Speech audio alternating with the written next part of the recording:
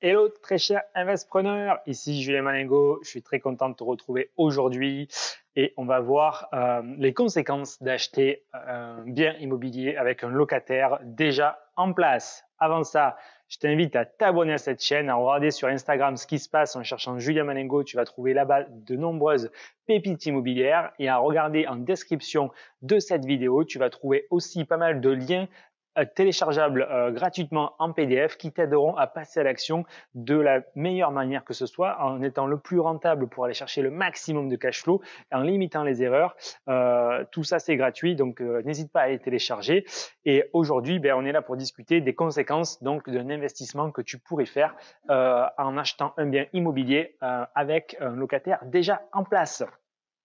Pourquoi? Parce que tu vas t'apercevoir sur le marché, notamment si tu cherches un immeuble de rapport, le trois quarts du temps, les immeubles ils sont déjà vendus loués. Et ça, c'est vrai, 80% du marché, mais voilà, plus que le trois quarts, 80% du marché est constitué d'immeubles avec des locataires déjà en place. Et ça a quoi comme conséquence? Ça a deux conséquences particulières qu'il faut vraiment considérer. La première, elle est fiscale.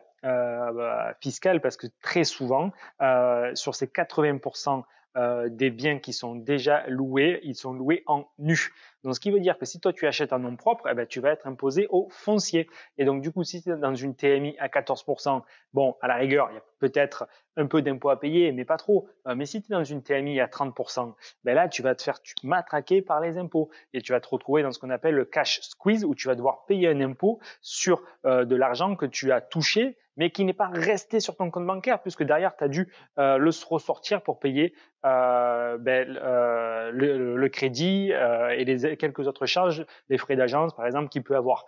Donc du coup, les impôts vont te demander encore plus d'argent vraiment sur les loyers qui sont rentrés sans considérer l'amortissement ou les charges que tu pourrais considérer en investissant sur du meublé. Donc ça, c'est un matraquage fiscal. Donc si tu achètes un bien avec des appartements déjà loués en nu, c'est une véritable bombe à retardement si tu l'achètes en nom propre et surtout si tu es dans une TMI assez haute. Pour pallier à ça, tu peux te dire je vais l'acheter en SCI à l'IS, comme ça je n'ai plus trop le problème du matraquage fiscal, ce qui est vrai parce que du coup tu vas être imposé à 14% sur les bénéfices. Du coup, tu auras moins de charges déductibles, mais tu auras potentiellement l'amortissement qui viendra se rajouter et te permettre de payer moins d'impôts. Par contre, l'argent, il restera toujours dans la SCI, il ne sera pas dans ta poche. Donc, tu peux, mais si ta stratégie est de faire du patrimonial, si ta stratégie est de d'investir avec la SCI, et je te remets le lien sur une vidéo avec les différentes formes d'investissement en fiscalité, c'est bien, ça passe, ça résout une partie du problème, parce que du coup, la fiscalité, si tu achètes un bien qui est déjà loué, elle sera minorée grâce à cet investissement avec une SCLIS. Par contre, tu ne résous pas le problème des travaux. Parce que du coup, ton locataire, il est en place et s'il reste X années ou si ça fait déjà X années qu'il est dans l'appartement, il est probable que la cuisine elle soit vieille, que la salle de bain elle soit rénovée, qu'il faille refaire le sol ou remettre un coup de peinture. Et là, du coup, qu'est-ce qui se passe? S'il reste des années encore, bon, à la limite, t'as pas trop de soucis. Mais s'il sort et que toi, tu veux remettre en état le bien, parce que c'est ça, il faut bien comprendre que le parc immobilier, il évolue. Aujourd'hui, tu as de plus en plus d'investisseurs qui remettent le parc immobilier au goût du jour. Donc, si toi, tu le fais jamais, à un moment donné, tu vas avoir un problème. Donc, s'il sort, du coup, tu vas devoir utiliser l'épargne ou le cash flow que tu as généré de par ton investissement pour rénover cet appartement, puisque tu n'auras pas pu l'emprunter, l'argent, puisque le locataire était en place, du coup, tu ne peux pas faire les travaux. Parce que la banque, au bout d'un moment, il faut quand même débloquer la somme. Donc, elle va pouvoir attendre 1 an ou 2, mais si le locataire reste 5 ans encore quand il part, toi, du coup, tu n'as plus l'argent qui a été provisionné. Si censé que tu l'aies provisionné quand tu as acheté le bien, même s'il y avait un locataire en place. Donc, tu vois, tu as un problème avec les travaux là aussi. Alors après, effectivement, tu peux toujours aller demander au locataire, est-ce qu'il y a des petits problèmes chez vous qu'il faudrait rectifier, des fuites, du matériel, une cuisine à changer. Tu peux toujours poser ces questions-là. Mais avec un locataire en place, si toi, tu veux chercher des investissements ultra rentables, ce n'est n'est certainement pas la meilleure stratégie parce que nous, ce qu'on aime bien, c'est on arrive, on casse tout dans l'appartement, on refait beaucoup de travaux pendant lesquels, ce qui vont nous permettre de ne pas payer d'impôts pendant de longues années et au moins on repart sur un bien neuf et on est totalement tranquille en termes de gestion et on n'a pas de mauvaises surprises. Alors que si tu as des locataires en place, si au mieux tu peux leur poser la question, au mieux ils peuvent être honnêtes avec toi et te dire la vérité, il y a ça à revoir, il y a ça qui va pas, mais dans la majeure partie des cas, il arrive qu'ils n'osent pas dire la vérité. Et puis même s'ils le disent, on n'est jamais à l'abri d'une mauvaise surprise par la suite. Donc c'est pour ça que d'expérience, il vaut mieux tout casser et tout rénover de façon à payer le moins d'impôts et repartir sur des bases totalement saines plutôt que des travaux qui ont été faits on ne sait pas par qui. Ça peut être l'ancien propriétaire qui a été peut-être bricoleur un peu comme moi, quoi. Donc c'est un truc qui tient pas trop la route, ou par des professionnels, peut-être qu'ils étaient bons, peut-être qu'ils étaient moins bons, mais dans tous les cas, on ne sait pas. Donc c'est vraiment plus risqué de racheter un bien avec un locataire déjà en place pour les travaux et surtout pour la fiscalité.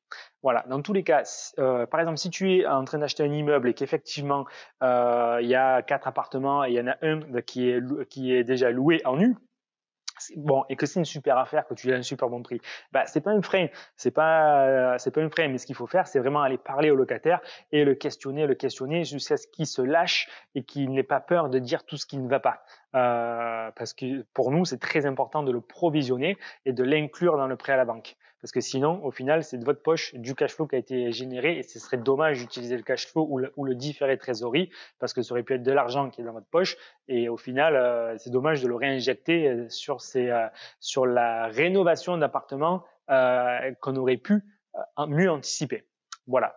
Voilà ce que je voulais te dire aujourd'hui pour le cas où tu achètes un bien immobilier avec déjà un ou des locataires en place. C'est vraiment à prendre avec précaution.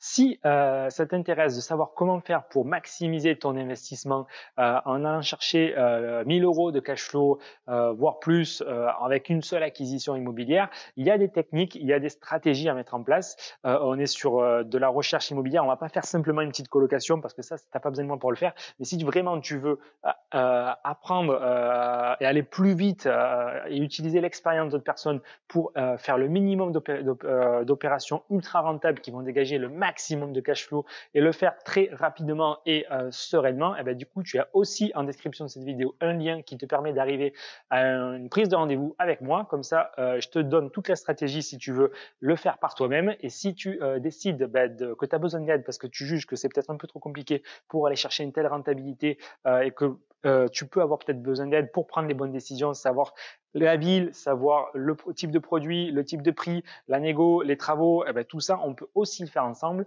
Je t'invite du coup pour cela à prendre ce rendez-vous, on en discute et dans tous les cas, c'est gratuit et tu sauras tout comment le faire par toi-même dans tous les cas. Donc, n'hésite pas à prendre ce rendez-vous. Moi, je te dis à très bientôt au téléphone ou pour une prochaine vidéo. Bye bye!